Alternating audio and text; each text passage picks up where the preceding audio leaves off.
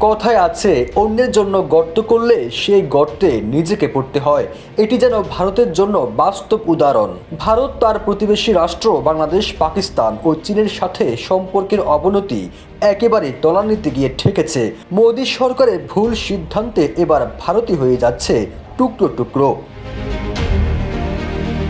ভারতীয় tectonic plate ভেঙে দুই টুকরো হয়ে যাচ্ছে।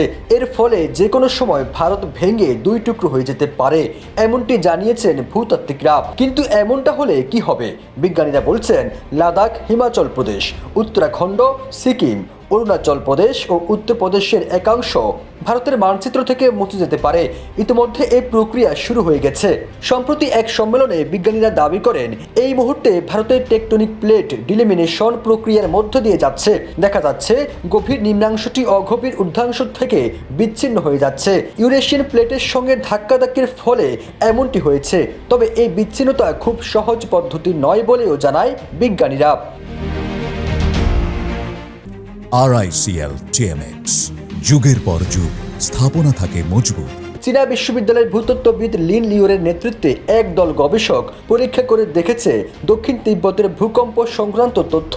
আর সেই পরীক্ষা স্পষ্ট দেখা যাচ্ছে, ভারতের অনেক অংশই অবিচ্ছিন্ন থাকলেও 100 কিলোমিটার গভীর অংশে ফাটল দেখা দিচ্ছে। সময়ের সঙ্গে সঙ্গে এই ফাটল বরাবরই দুই ভাগে ভেঙে যেতে পারে। এর প্রভাব পড়বে হিমালয়ের উপরও। জানা গেছে, কমপক্ষে 160 লক্ষ বছর আগে গোলমালের শুরু। ভারতীয় টেকটনিক প্লেটের সঙ্গে সংঘর্ষ হয় ইউরেশিয়ান প্লেটের। এতে ভারতীয় টেকটনিক প্লেটের একাংশ ইউরেশিয়ান প্লেটের নিচে ঢুকে যায়।